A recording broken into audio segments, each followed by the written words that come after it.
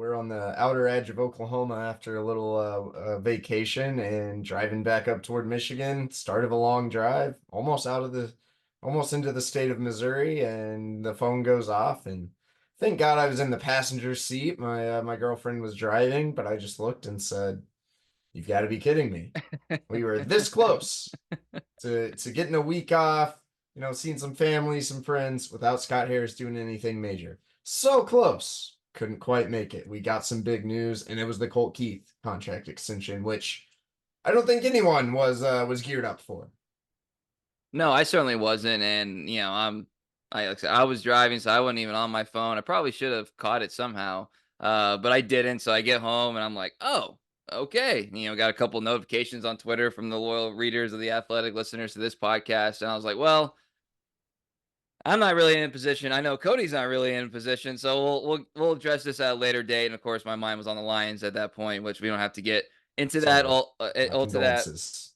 It was still overall a good day for Detroit. The Pistons beat the Thunder, and then Colt Keith gets an extension. So let's get into like the extension at its minimum. Cody, 6 years and $28.6 million for Colt Keith, who a reminder for everybody has not has not taken a pitch or a ground ball or a fly ball as a major leaguer yet. And then there are several escalators, team options, and there's nitty gritty you guys can read about. You probably already have at this point. So I guess besides the fact that you had to write a story from the car, your initial reaction to the breakdown, which by the way, thank you, Tigers. Another trend that we like to see, kind of breaking down these contracts. What was your reaction to the numbers uh, and and why the Tigers kind of felt the need to go about it this way? Yeah, there's a lot going on, right? So as you're trying to write this in the car and you're synthesizing all the information, it kind of took it a while for things to sink in. And then I finally just kind of typed out all the numbers on my own and really just kind of wrote the story and then was like, why did Colt Keith agree to this deal? That was kind of my takeaway once all the numbers hit me. I know why the Tigers did it. I think it's a sound strategy. You got a good young player. Let's see if we can buy out his RB years and secure him long term. And oh, by the way, never really have to pay him all that much. I think it's some of Scott Harris's finest work yet. I mean, amazing that they got Colt Keith to agree to this. And I think that was my perception for the first couple of days. Now Tuesday, the Tigers and Colt Keith and his agent Matt Paul are in Detroit for a news conference. And I talked to Matt Paul. He said some good things on the stage, as did Colt Keith. But I talked to Matt Paul off to the side after the press conference and got some further perspective. And when you hear Matt and Colt talk about it, you kind of start to understand a little bit. It becomes clear pretty quickly that Colt Keith values things a little bit differently than maybe your average ball player. Matt Paul's a guy he's known since he was 14. They live 5 minutes away from each other, kind of younger guy, smaller agency. Um, and Matt Paul said, hey, like, this guy's going to be paid well. All right. He made the analogy. If someone handed you a basketball and said you can make 10 free throws, I'll give you $2 million. Or you can make 6 free throws and I'll give you $1 million. And if you do neither, you get nothing. What you going to take? Right? I'm going to take the first one. Yeah. Or the second one, excuse me. I'm going to take the 1 million, right? Um, but that's me, who's not a professional basketball player and doesn't practice free throws regularly. And from the baseball standpoint, not the number 22 prospect in all of baseball. Colt Keith not betting on himself for the long-term deal, instead taking the, you could say, safer route, which will still pay him a minimum of 28 million. This guy's going to be taken care of for life. So I can see why he did that. I don't think it's fair to rip the guy for doing that. At first I was like, okay, what's his agent doing? And I heard from several people in the game who had that exact question. After talking to the agent, look, the agent he was looking out for his client. It just so happened these people are valuing things a little bit differently than probably most would. And that's going to lead some other agents and probably some people in the players union to not love this deal.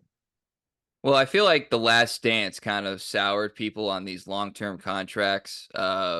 with the Scottie Pippen saga, they really made the Bulls look bad for, sticking to the contract after Scottie agreed to it all those years later. And like I was jotting down like a winners. There was not really any losers here, but like kind of like my power ranking of winners. And I didn't really know where to put Keith on that list because he's obviously a winner. He's gonna be almost $30 million richer. Like you're not a loser doing that, right? But I don't know if he's not higher than Scotty, who I wrote question mark. You kind of alluded to this legacy move because the number one thing that I thought of was we're now officially in a different era. I don't know of Tigers baseball because this is unprecedented. This is essentially a bonus baby thing. I know it's not exactly the same thing, but that's just kind of like what my mind went to, where it's like you're paying this guy who's extremely unproven a large sum of money, and if it don't work out, you're gonna have anger in your face. Now, if you want to say these are rounding errors at certain points, blah blah blah, blah, I understand that.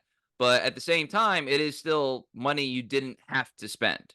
So if we're giving out credit here, like Scott Harris, credit for crafting this deal, uh Illich, like I'm not saying he's like shelling out money, but I'm assuming something like this has to get the box checked from the man upstairs there. And I think this is a good the Tigers are winners here too.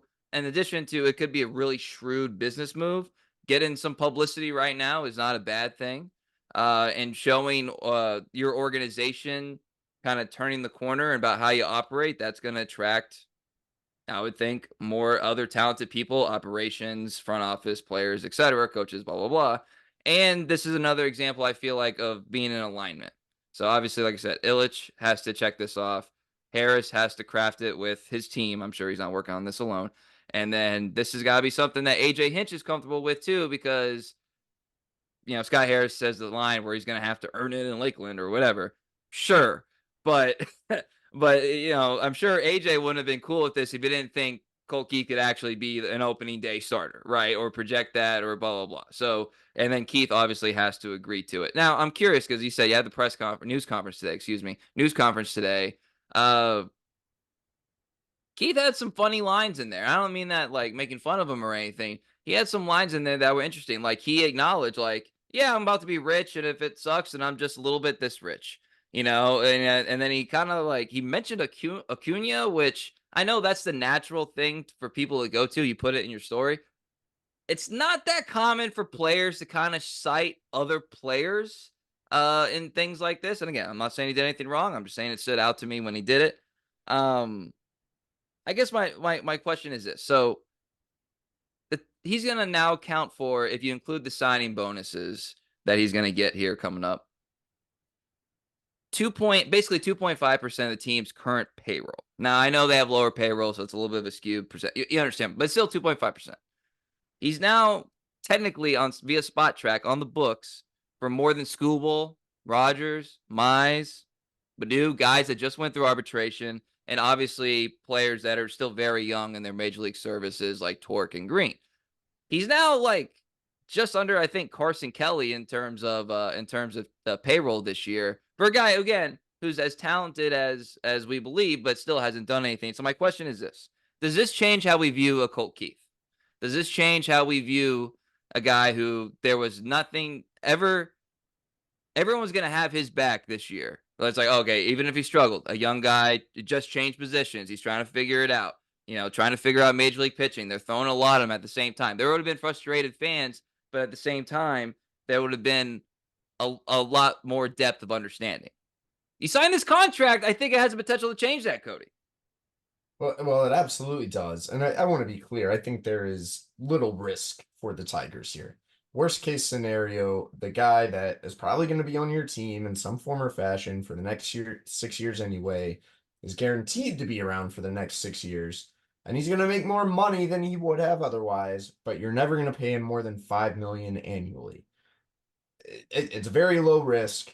If Colt Keith becomes the player that we've been led to believe he can be, you are getting an extreme bargain.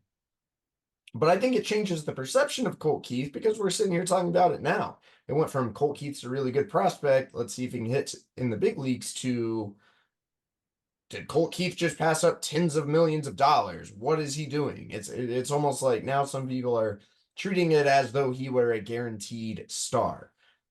Even Colt and his agent talked about, hey, this is real life, real money, real dollars. It seems like they went into these negotiations realizing it's probably more realistic that Colt Keith is a good to pretty good player rather than a great player. Will that change, the patience fans have with him? I don't know. I know we'll get some comments on Twitter anytime he strikes out. This is the guy we're paying for the next blah blah blah years. I mean, I know we'll see some of that. Scott Harris today made the point that it should take pressure off Colt Keith. He's not playing with his paycheck on the line in the early stages of his career. You would think that probably does make a difference in the back of a player's mind, but it also comes in another way. I do think it puts a little bit of a target on his back. Even other guys in the clubhouse, they're gonna look at him. Oh, yeah, this kid's already making more than me. I'm not say they won't like him. Seems like a perfectly likable guy to me. But players think about this stuff. And it also, in terms of the sacrificing money part, Cole Keith may be thinking this way at 22, having never taken an at bat. What if he does become a perennial all star? At 27, 28, is he going to view things a little differently? Right now, you're not ultra rich. 28 mil sounds pretty good. I would take $28 million right now. I rest assured I would not pass up the opportunity. But if you're a few years into your career, man, it's you start looking around the league. I think most of us do this in our jobs. Oh, what's so and so in the other cubicle making? If that person's making more than you and you think you're better, you start to feel a little gypped. Even if you're under contract, you start thinking, oh, is there something we could do here? So it's interesting on a lot of levels. Interesting. Seems like he's getting paid more as a second baseman when we don't really know what this kid's long-term position is going to be. So I think there are a lot of questions and a lot of layers in this contract. But hey, if Colt Keith and his family are happy, then you also can't fault him too much. Did Do you have confidence in his ability to play second right now? I know No, you haven't watched no, him in spring no. training, but I mean, I know that probably came across as harsh. I'm not saying he's going to be like unplayable there. I just don't think he has. I've never liked the way he moves as an infielder. Seems like it's going to be a little better for his arm, but this guy's 6'4", 230. He looks closer to a tight end than he does a second baseman.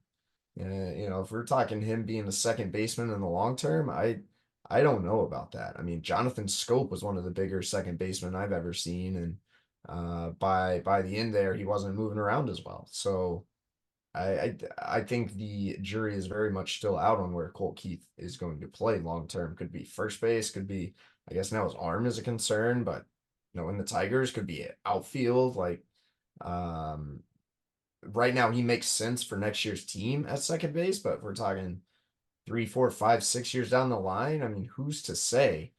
Colt works hard and is trying to improve and get more agile and all that, but so the sheer reality is he doesn't have the build or the feet of a second baseman. is Alavila a winner? It was his draft pick. Alavila is such a winner. Fifth round draft pick. All right. Alavila lost his job because he didn't have more guys like this, or he didn't have guys like this until late in his tenure. But this is exactly what the Tigers were lacking for most of the Avila regime. A later round pick who blossoms into a star. COVID Took year a draft, by while, the but way. the COVID year draft, suddenly you get a fifth round kid in Colt Keith who Scott Harris gives some money before he's ever taken a major league at bat. I guess the question now becomes, what's preventing Scott from doing this with other players? What's preventing Scott from? I know it takes two to make a deal, but what's preventing Scott from approaching Riley Green's camp? Maybe he has. He's not going to talk about it. Or Torque's camp for something similar or whatever, getting out ahead of it. Because you could argue that file and whatever the term is, file in Violent court or trial. file in trial for some of your more marquee players here in a bit could get a little bit more ugly than 25K for Casey Mize. So, it wouldn't make sense to try to do this too. But maybe they're not looking to do it. I understand, but what should we Yeah, expect this to become more of a thing? I'm glad you brought that up because here's how I ultimately feel about the Colt Keith situation. I have no problem with guys taking this financial security What if he would have waited a year? What if he would have waited two? I think you have to establish your value a little bit. If you're the number 22 prospect in baseball, I think you should be willing to bet on yourself a little bit. Uh, we saw it with Julio Rodriguez. He has one monster year, and then he gets some bigger dollars than Colt Keith is going to get right now. I think you should play a little bit, and that's relevant because Riley Green, I don't think he's signed a no extension right now. He's been hurt, but we've seen flashes of just how good he can be. If I were advising Riley Green, I'd be like, go out, have a 4 or 5 win season. Then we'll say, hey, Scott Harris, you want to sign us for the next 10 years? And that baseline salary is going to go from 3.5 million, which Colt Keith is getting, to who knows how much based on your play. And I think it's the same thing with Spencer Torkelson. Torkelson happens to be advised by a guy named Scott Boras, who pretty much just doesn't do this. And so that brings up the comparison. I mentioned my story, Acuna, who's only going to make 17 million annually through 2028, despite being arguably the best player in the sport, versus Juan Soto. Similar age, similar trajectory. He's going to make 31 million in arbitration and could sign for as much as 500 million this next offseason.